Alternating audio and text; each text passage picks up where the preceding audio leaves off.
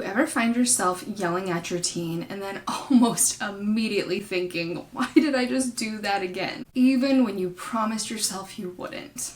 A lot of moms think the answer is just more self-control. But that's not what actually stops yelling long term. And if that's the strategy you've been trying, it might be part of why it keeps happening. Because yelling isn't really about self-control, it's about everything that's building up below the surface. And if we don't look at that, the pattern just keeps repeating. So in this video, I'm gonna walk you through what's actually causing it and how to start breaking that cycle. Now, what about when you're already in it? And here's what I want you to hold on to, is that you can always interrupt the pattern. Right? You don't have to wait for the yell in order to try to do something different. So if you feel it rising, the goal isn't to just muscle through it. It's to create just enough of a gap between the trigger and your response. That might look like lowering your voice on purpose.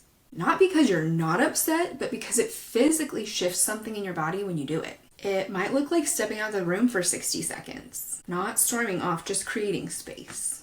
It might even look like saying out loud, I need a minute before I can talk about this. And I know that that can feel really vulnerable practicing something like that or even saying something like that, but it actually models something really powerful for your teen, which is that you can regulate without having to react. And then after, because sometimes the yell happens regardless, the repair is what matters next. This is not a big dramatic apology, and it does not need to turn into a guilt spiral. Just a simple reconnection. Hey, I did not handle that well earlier. I'm still pretty frustrated about X, and we need to talk about it, but I didn't handle that well. That's it. Short, honest, no shame, and it keeps the relationship intact even when the moment wasn't perfect. I want you to hear this clearly. You are not a bad mom because you've yelled. You are a human being who's probably more overwhelmed than you care to admit. And the goal here is not perfection. It's not going from yelling to I'm never gonna raise my voice again overnight. The goal is to raise yourself earlier, to catch the buildup before it tips, to have one more tool than you had before. And the more you practice that, the more the pattern actually starts to shift. Not because you're forcing yourself to be calm, but because you're addressing what's underneath it. That's the work.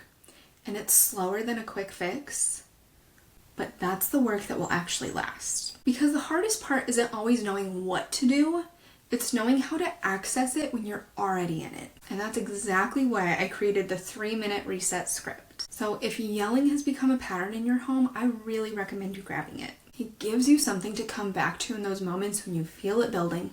And it walks you through how to pause, what to say, and how to shift things before they escalate.